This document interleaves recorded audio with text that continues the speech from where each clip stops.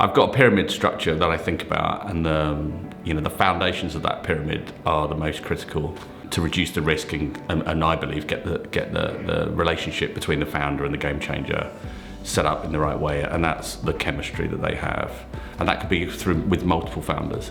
So I think you have to focus a lot more attention on thinking about the fact that what's the chemistry that I've got with the game changer in the interview process, and you've got to find a way to enable that process to develop throughout the process, and it's quite often ignored. And then on top of that, the next layer of the pyramid is what I really call repeat pedigree.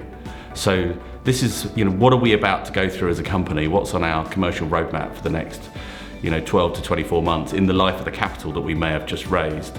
So that's like, they've been in venture-backed business before. Have they taken a company from 5 to 20 million? Have they dealt with the scale that we need to go through in terms of, the company growth of people? And then the little bit on the top of the pyramid is the job description. And I tend to find that a lot of founders spend a hell of a lot of time interviewing around the job description. What they're really not thinking about is the repeat pedigree and the chemistry, which I think is fundamental to success. Yeah, so the way that we do our interviewing at Amazon is quite straightforward.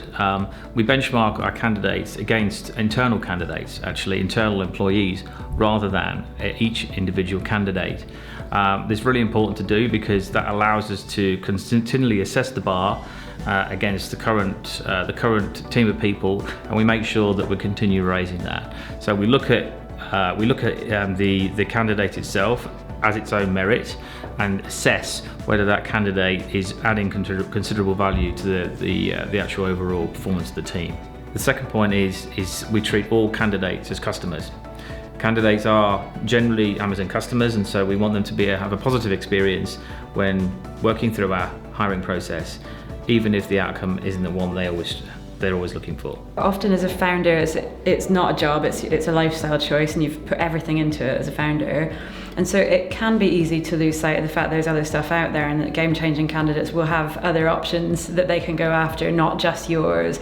So almost pulling yourself out of that and looking down on the company from above and being able to say, what is it actually about my company that's better than all these other companies, and how do I make that really clear to candidates when they come and meet me, so that when they leave the interview, they do leave thinking, how do I get myself into that business? I don't want to do anything else. Even if it means relocating your family or taking a bit of a pay cut, like even when the candidate considers all those things that are possibly negative, what is it about your business that makes people want to come and do that? And then I think the other thing is really just founder honesty. The reality is that most game-changing candidates know that if they're going into an early stage business, Series A, B, C, or even earlier than that, a seed business, it's not going to be perfect. It's going to be an unfinished house, and there's still building going on in that house. If the founder's not honest in the interview process about what that stuff is that needs to be fixed, they can't expect to find a game changer to help them fix that.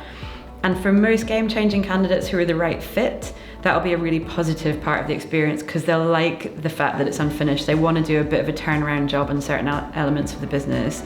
The fact that maybe the go-to-market plan in mainland Europe isn't quite fixed up yet will be exciting to them. It'll be a really positive thing. It won't be like, oh no, the go-to-market plan's not ship-shape. I don't want to come and join. So I think it's those two things. I think it's the founder being able to pull themselves out of the business and really figure out, if I was an outsider, what would make me excited about this?